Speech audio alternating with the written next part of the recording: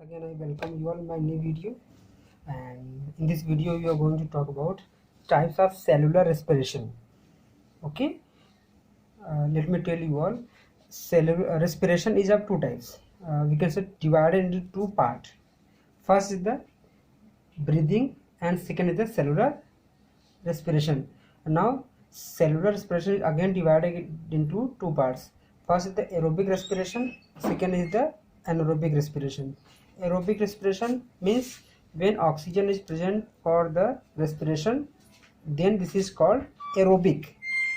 Okay, anaerobic, and means absent, and means absence, means a kind of cellular respiration in which oxygen is absent. Okay, means we can say oxygen is not taking part, then it is called anaerobic respiration.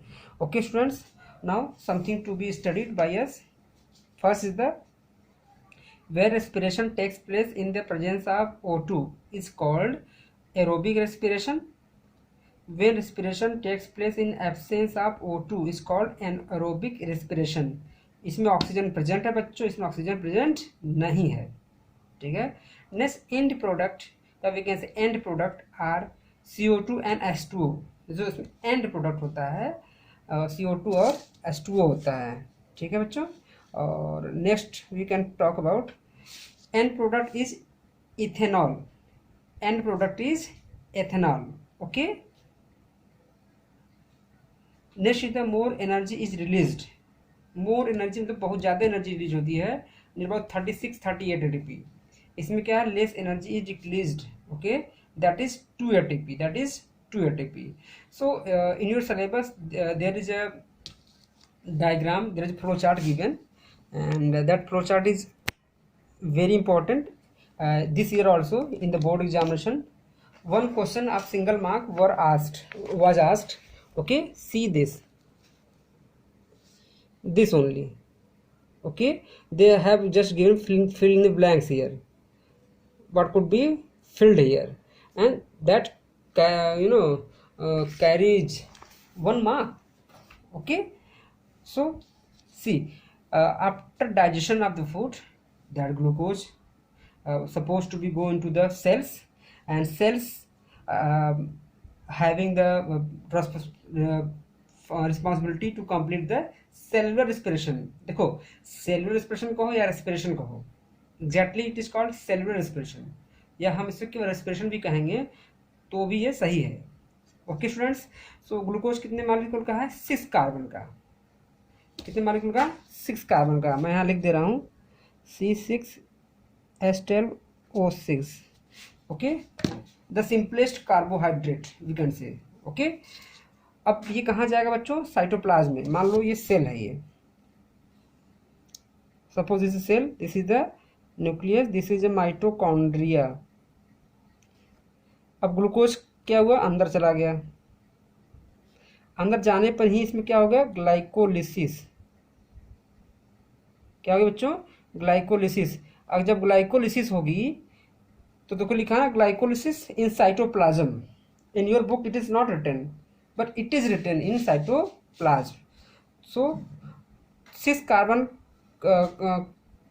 Carbon molecule glucose is getting converted into pyruvate. Okay, actually बदलता है ये pyruvic acid में, but acid किसी body में, living body में ज़्यादा देर समय तक वो टिकती नहीं है. Just after sometimes in within second, कुछ ही सेकेंडों में ये बदलता है सॉल्ट में. तो पायरुवेट इज अ सॉल्ट. और पायरुविक एसिड में कितने होते हैं, या पायरुवेट में कितने होते हैं, 3 कार्बन होते हैं. और 3 कार्बन कितने मालिक्यूल बच्चों, 2. वी कैन से 2 पायरुविक एसिड बदल देंगे पायरुवेट में. ठीक है. तो जब ये 2 में बदल जाएंगे तो 2 में एक पायरुवेट और 2 पायरुवेट. ठीक है. और आगे क्या इसी में और क्या निकले, एनर्जी कितनी, 2 ATP. Okay, but there are the fate of pyruvate और we can say pyruvic acid is decided in 3 ways. 3 तरह से, डिपेंड्स ऑन द सेल, किस तरह की सेल है. अगर वो यूकैरियोटिक सेल है। कौन सेल बच्चों? Eukaryotic. Here we can say right, देखो ये सब एक्स्ट्रा बता रहे हैं आप लोगों को, यूकैरियोटिक बुक में खोजते रह जाओगे, यूकैरियोटिक सेल है, ठीक है। सो क्या होगा, ये जाएगा माइटोकॉन्ड्रिया के अंदर। कहाँ जाएगा बच्चों? माइटोकॉन्ड्रिया के अंदर। देखो यूकैरियोटिक सेल में ये भी रहेगा, लेकिन अगर माइटोकॉन्ड्रिया है तो इसके बाद पाइरूवेट जो बनेंगे ना, ये माइटोकॉन्ड्रिया में चले जाएंगे। और जब माइटोकॉन्ड्रिया में जाएंगे, वी कैन से इन माइटोकॉन्ड्रिया। सो माइटोकॉन्ड्रिया में जाने पर क्या चलती है? Cycle, Krebs cycle. Okay, so Krebs cycle is there. तो CO2 NH2O plus energy is formed, okay, out of pyruvate. So C6H12O6, okay, 6O2 और cytoplasm mitochondria, 6CO2 6H2O plus energy. देखो ये इसी अब इतने के लिए नहीं ये रिएक्शन, ये पूरे रिएक्शन ऐसे ऐसे और ऐसे के लिए इस तरह से आएगा। होते होते होते फिर ये pyruvic acid will enter into mitochondria, तब के लिए रिएक्शन है। तो जब एरोबिक रिएक्शन का रिएक्शन पूछेगा तो ये लिखना है, ठीक है, फ्रॉम हियर टू ऐसे। Okay, next is the fate of the pyruvic acid या we can say pyruvate in our muscles. So वहाँ पे क्या है, यही पायरुविक एसिड जाएगा सेल के अंदर, मसल फाइबर्स में, मसल सेल में। और वहाँ पे क्या है? लैक ऑफ O2, लेकिन ये this is a special condition.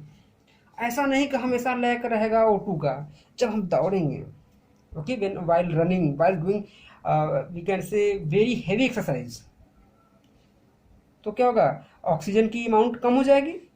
तो in that condition this pyruvate changing into lactic acid, ठीक है। और लैक्टिक एसिड में बदलेगा। लैक्टिक एसिड के भी कितने कार्बन होते हैं? उसमें 3 कार्बन होता है प्लस एनर्जी, ओके। और ये लैक्टिक एसिड बच्चों मसल में जब भर जाता है तभी आपको क्या होती है? टायर्डनेस। क्या होती है? टायर्डनेस, थकान महसूस होती है। You get tired while there is accommodation of the lactic acid in your muscle, okay. और आप देखते होंगे जैसे कि मान लो हाथ में दर्द कर रहा है, ऐसे आप क्या करें, ऐसे देखिए मसाज होता है ना बेटा, ऐसे ऐसे होता है ना। ये तो क्या करती हैं ये यहाँ पे, मान लो यहाँ पे है खूब लैक्टिक, खूब हाथों से आपने खूब एग्जाम दिया, कोई लेफ्ट हैंड है, तो क्या हुआ? ऐसे दबाने पर लैक्टिक एसिड वापस कैपिलरी में, ब्लड वेसल में चला जाता है, ठीक है। और जैसे ही यहाँ पर लैक्टिक एसिड नहीं रहेगा, आपको फिर लगता है कि यार थकान तो मिट गई। What is the fate of lactic acid? They go to the liver through the blood stream through कहते हैं लीवर में, और वहाँ पे चलती है। और साइकिल अभी तो याद नहीं, बट वहाँ पे एक साइकिल चलती है और उसके थ्रू क्या होती है? ये बदलता है ग्लाइकोजन में। क्या किसे बदलता है? ग्लाइकोजन में, ठीक है। और ग्लाइकोजन क्या होगा? और फिर से बॉडी में यूज हो जाएगा वो, चेंजिंग इनटू ग्लूकोज, ठीक है बच्चों। तो इस तरह से ये होता रहता है, ठीक है ना। तो इसका इसीलिए होता है, मसाज इसलिए होता है, ठीक है। चलिए, आप बहुत ज़्यादा हो जाएगा तो मसल में क्रैम्प आ जाती है। जैसे देखा होगा 1500 रेस में दौड़ते दौड़ते दौड़ते वो गिर जाते हैं, उनका पैर फिर दबाया जाता है, ठीक है। क्यों? क्योंकि लैक्टिक एसिड पूरी बॉडी में फैल जाए यूनिवर्सली और कहाँ पहुँच जाए? लीवर में, ठीक है।